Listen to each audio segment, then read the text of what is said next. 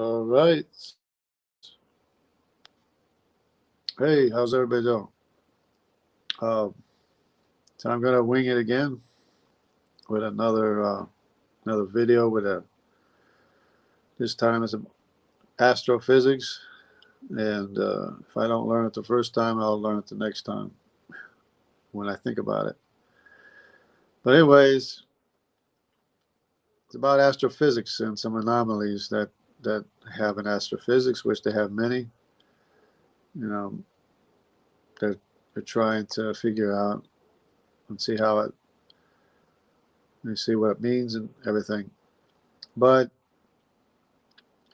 mark their words, when they have an observation, a lot of times they'll try to backtrack on it.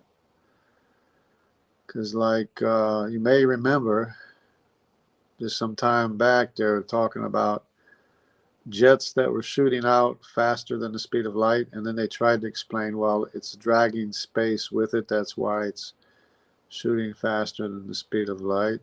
Uh, uh, mark their words, because of course you can guarantee they're going to backtrack on it and say, which they're already doing, and saying, oh, well, it's not actually moving faster than the speed. It's moving close to the speed of light. And that's still not correct, because it's the same thing, the same problem with the outer spiral arms of the galaxies moving faster than what they expected them to move. So they have a hard time understanding why the outer spiral arms of the galaxies are going around on the outside a lot faster than they're supposed to be going from the gravitational pull of the galaxy itself. So, but it's the same thing. It's the same problem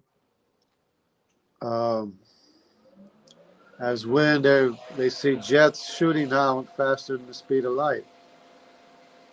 And it's the same solution, which I've been trying to hint to them, and um, but people just don't get it. Hello, Jerome. How you doing? Happy Father's Day. Yeah, happy Father's Day, Jerome. So, yeah, so there's two anomalies, and they're both related. One is the spiral arms moving around faster in the outer part of a spiral galaxy. The other one is the jets when they have some kind of a explosion or something. They got jets shooting out of a galaxy, or some kind of phenomenon, like some kind of black hole or something. But they're saying that the jets are shooting out faster than the speed of light. But they're two anomalies that are related. And remember when they said first they made the observation and everything, and then but now they're trying to backtrack and say, oh, it's not going faster than the speed of light. It's almost going as fast as the speed of light. But then they're trying to say that it's dragging space. That's how they're trying to explain it. Hello, Dan Straight. Boa noite. So they're trying to explain how they can, why the observation is that the jets are shooting out faster than the speed of light, or near the speed of light, when they're with their backtrack claim. But it's the same problem as with the outer spiral arms of the galaxies, moving faster than what they're supposed to be doing. And it's what I've been trying to, give hints to them. Doki Doki, how you doing? God bless. I've been trying to hint to these astronomers and stuff like that, is that they're not taking into account the expansion of space with less gravity, and the speeding up of time with less gravity. That's the reason the outer spiral arms are going around faster than what they expect them to be going around with the amount of gravity that's in the galaxy, which is the reason why they're trying to come up with dark matter. They're trying to come up with dark matter to explain the speed of the spiral arms going around in the galaxies. So they invent this Dansky brother, hey, Jerome. So they're trying to come up, and it's the same thing with the expansion of space. They're trying to invent dark energy to explain the expansion of space. But the expansion of space and the speeding up of time both have to do with the jets shooting out faster than the speed of time. I mean, the speed of light. Because, of course, you can't go faster than the speed of light, which is the reason why they're trying to say that it's dragging space. But no, it's not dragging space. That's nonsense. They're just jets. They're just, maybe it's a little bit, but it's just, the problem is that in the expanse of space,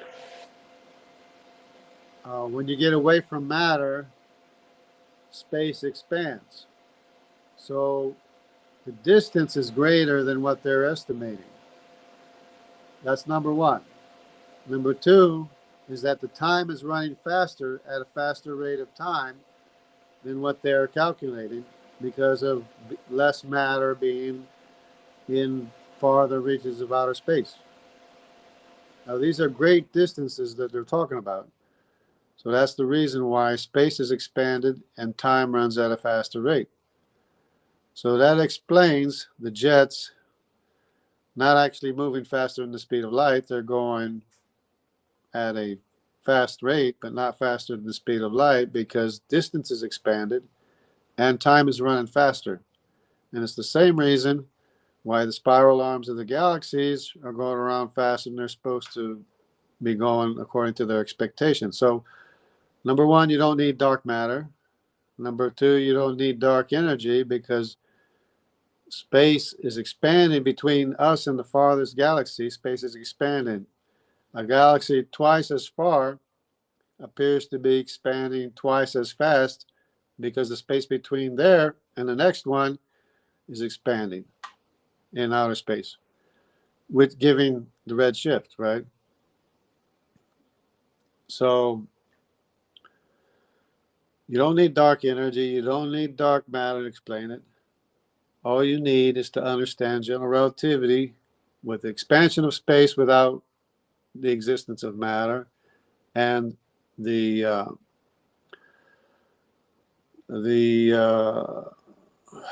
me see, the expansion of space and the increased rate of time with less matter.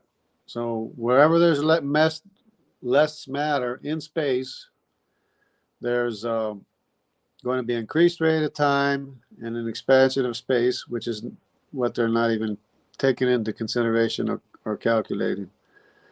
See, Dan Straight, a lot of this stuff is over my head, but I have heard many notable scientists critique modern cosmology and claim its foundations need to be revisited. Well, yeah.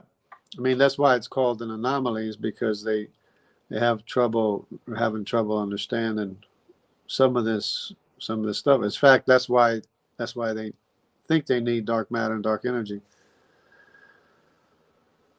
So, but then there's another thing is which could be the reason why we're seeing light from galaxies, very distant galaxies, 12 billion light years away or whatever, or however many they expect. One is the expansion of space, and increase the rate of time, but it could also be the collapse of the wave function when you go to measure or detect or perceive or measure a photon. It collapses the wave function so that the photon actually acts as if it's within limited time and distance, measurable limited time and distance, so that we see the photon at a speed of light. We see the photon taking time to arrive. So that could be a third reason why we see distant starlight. So I just mentioned three reasons why we could be seeing distant starlight in a 6,000 year creation, because in outer space, billions of years are going by, while thousands of years are going by inside of our galaxy on Earth. You get away from the galaxy, you get away from matter, time speeds up, distance expands, so that it's actually not as far, but because distance is expanded, it's not as far as what it seems. It's just an expanded measure of distance, for one thing. And the other thing is that the rate of time increases, is going by faster. For a third thing, it could be the collapse of the wave function, which when detected, the photon that we detect or measure, the one hitting our eyes or the one hitting the measure, the instrument, telescope, whatever, it collapses the wave function, and all of a sudden, instead of the photon being apart from time, apart from distance, all of a sudden the photon is as if it was within measurable time and distance inside of our realm of limited, dilated, measurable time and distance. So that could be three reasons that make it possible for us to see distant starlight. See, I watch a channel called Sky Scholar. He makes a convincing argument for the sun being a black body. In other words, has a surface and a gaseous sun model, and foundational to modern cosmology. Yeah, I don't think they really understand what the sun is, but that's why they sent the probe, or they just sent the thing to measure stuff on the sun. And I haven't heard too much about the results of the instrument, readings, which we probably won't hear for another year anyway. But because the scientists have to look at the evidence for a year before they release it to the public. So we probably won't hear about it for a year or so. The measurements on the sun as to what they're finding out and what they're detecting on the sun. So as far as I know, they don't really understand a whole lot of what's happening on the sun. So that's why they sent the probe there. So some of these readings and measurements are supposed to tell us something that to explain things or give us more things to think about. But anyways, I thought it was interesting because I knew there was a problem when they said that the jets are shooting out faster than the speed of light. That was a problem. But then they try to backtrack and say, no, it's not going faster. It's just going almost the speed of light. And they're trying to say it's dragging space when it shoots out. But the real reason is that when you get away from matter or mass, distance expands. So it's a greater distance than what they think it is. I mean, it's a less distance because distance is expanding. So it's actually less distance, but it's an expanded less distance instead of the greater distance that they think it is, of whatever the calculation of the distance is. It's not the actual distance because distance is expanded, and besides that, the rate of time is going faster. So that's why the spiral arms go faster on the outer edges of the galaxy, and that's why the jets are going faster than what they expect shooting out, because the rate of time is faster. So those are two things, plus the collapse of the waves function. Between those three things, it's probably the reason why we're seeing distant starlight in a creation 6,000 years from where we are, from our perspective. Hello, David. How you doing? Do you believe the blood moon? Well, the blood moon is supposed to be significant. It's supposed to be, marking times and seasons and events and things like that. I haven't looked into it a whole lot, but that's what it's supposed to mean. So yeah, that's about it. That's my brother David, or David. I keep saying it wrong. With the same Y chromosome haplogroup that I have, the I haplogroup. So he's my brother. Just like Daniel's my brother too. He speaks Portuguese. But anyway, God bless everybody. Thanks for participating. And if I made any mistakes, I'll try to come back and correct it again. So, but I don't think I did it this time. Not too bad, anyways. God bless. Take care.